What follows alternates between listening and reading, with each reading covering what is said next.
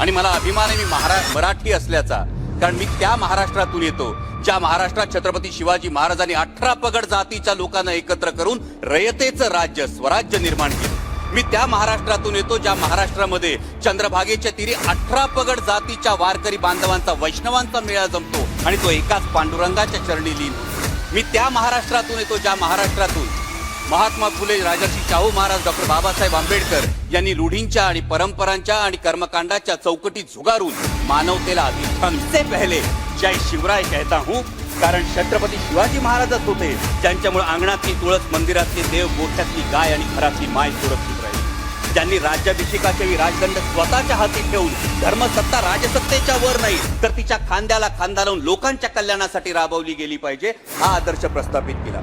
बोलिए, आप बोलिए अमोल कोल्हे जी, प्लीज प्रारंभ कीजिए। धन्यवाद अध्यक्ष महोदय।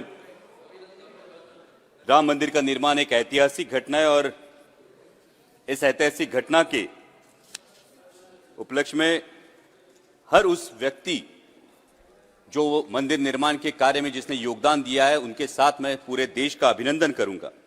अध्यक्ष महोदय, राम मंदिर तथा मर्यादा पुरुषोत्तम प्रभु श्री राम ये राजनीतिक या चुनाव प्रचार का मुद्दा नहीं है, बल्कि हमारे देश की ये गौरवशाली परंपरा रही है कि धर्म में राजनीति नहीं होनी चाहिए और राजनीति में धर्म नहीं आना चाहिए, क्योंकि विश्व का इतिहास इस बात का गवाह है कि धार्मिक कट्टरता राष्ट्र को नुकसान पहुंचाती है, वही धार्मिक उदारता एवं वैश्विकता राष्ट्र को मानवता के ऊंचाई पर पहुंचाती है। और मुझे गर्व है मेरे हिंदू होने पर कि मेरा हिंदू धर्म इसी उदारता, वैश्विकता और सहिष्णुता की वजह से विश्व में वंदनीय है। आणि मला अभिमान आहे मी मराठी असल्याचा, कारण मी त्या महाराष्ट्रातून येतो ज्या महाराष्ट्रात छत्रपती शिवाजी महाराजांनी 18 पगड जातीच्या लोकांना एकत्र करून रयतेचं राज्य स्वराज्य निर्माण केलं। मी त्या महाराष्ट्रातून येतो ज्या महाराष्ट्रामध्ये चंद्रभागेच्या तीरी 18 पगड जातीच्या वारकरी बांधवांचा वैष्णवांचा मेळा जमतो आणि तो एकाच पांडुरंगाच्या चरणी लीन होतो। मी त्या महाराष्ट्रातून येतो ज्या महाराष्ट्रातून महात्मा फुले, राजर्षी शाहू महाराज, डॉक्टर बाबासाहेब आंबेडकर यांनी रूढींच्या आणि परंपरांच्या आणि कर्मकांडाच्या चौकटीत झुगारून मानवतेला अधिष्ठान मिळवून दिलं। अध्यक्ष महोदय, राम मंदिर देश की आस्था का विषय है, भक्ति मार्ग का विषय है और भक्ति मार्ग में माध्यम, साधन और साध्य इन 3 चीजों का बहुत महत्व होता है। जैसे हम पूजा पाठ करते हैं या जाप करते हैं या आरती करते हैं, ये माध्यम हुआ, सामने मूर्ति रखते या फोटो फ्रेम रखते हैं, ये साधन हुआ, और साध्य होता है परमात्मा से आत्मा का संवाद। और इसीलिए राम मंदिर साध्य नहीं है, राम मंदिर साधन है। साध्य होना चाहिए मर्यादा पुरुषोत्तम प्रभु रामचंद्र जी के आदर्शों का अपने जीवन में अनुसरण करना, आचरण करना। प्रभु श्री राम जी एक वचनी, एक बानी, एक पत्नी कहलाते हैं। एक वचनी प्रभु श्री राम जी के जब हम भक्त कहलाते हैं, एक वचनी प्रभु श्री राम जी के जब हम भक्त कहलाते हैं, तो देश के युवाओं को 2 करोड़ रोजगार मिलने का वादे का क्या हुआ, किसानों की आय दुगनी करने की गारंटी का क्या हुआ, 2022 तक हर किसी को पक्के घर मिलने का इरादे का क्या हुआ। इन वचनों पर अंतर्मुख होकर विचार करना होगा। प्रभु श्री राम जी का एक दूसरा बहुत महत्वपूर्ण गुण है, वो है हर नागरिक को समान न्याय की दृष्टि से देखना। समान न्याय की दृष्टि से देखना। लेकिन समस्त देशवासी देख रहे हैं, जब आईस मतलब इनकम टैक्स, सीबीआई, ईडी की जब कार्रवाई होती है तो सिर्फ सत्ता पक्ष के नहीं, विपक्ष के नेताओं पर, सर 2 मिनट, विपक्ष के नेताओं पर होती है। और जैसे ही कोई सत्ता पक्ष का दामन थाम लेता है तो भ्रष्टाचार के आरोप पर ईडी की कार्रवाई सब नामो निशान मिट जाता है। तो क्या ये समान न्याय दृष्टि है? अध्यक्ष महोदय, मैं जो प्रस्ताव, अध्यक्ष महोदय मैं राम मंदिर पे आ रहा हूं।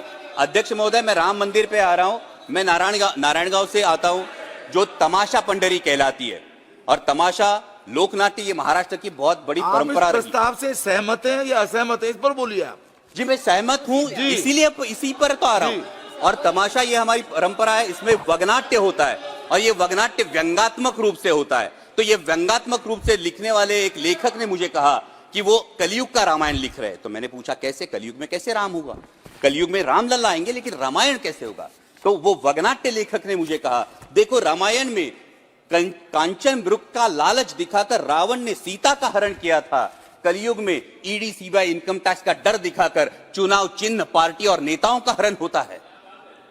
रामायण में सीता मैया अशोकवन में विलाप कर रही थी, आज लोकतंत्र कलयुग में विलाप कर रहा है। तो मैंने पूछा, सर सिर्फ 2 मिनट दीजिए, तो मैंने पूछा इस पे उपाय क्या है, क्योंकि रामायण में तो हनुमान जी ने समुद्र लांघकर सीता मैया को राम जी की अंगूठी दी और उनका ढाढ़स बांधा।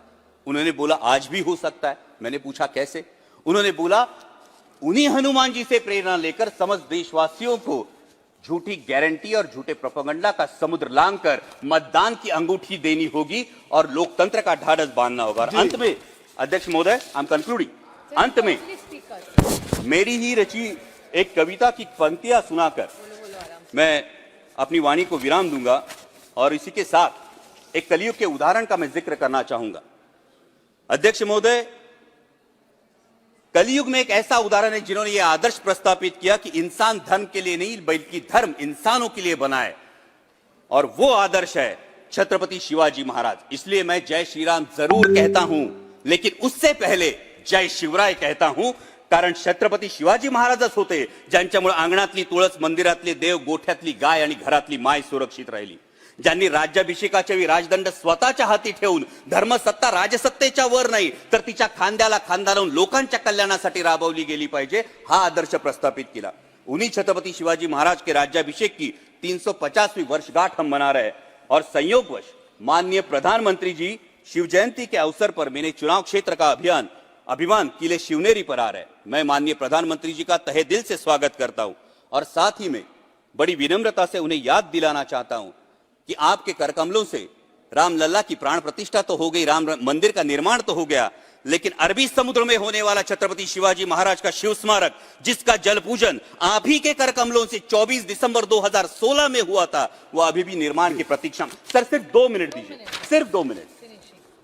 और इसी के साथ बराबर एक्सटेंड हो रहे हैं सर, उसी शिव स्मारक, एक ही स्पीकर हूं सर, और उसी शिव स्मारक के साथ मेरे चुनाव क्षेत्र शिवनेरी किले के परिसर में शिव संस्कार स्मारक बनाया जाए, जिससे देश के युवाओं को माता और मातृभूमि के लिए सर्वोच्च योगदान की प्रेरणा मिलती रहे।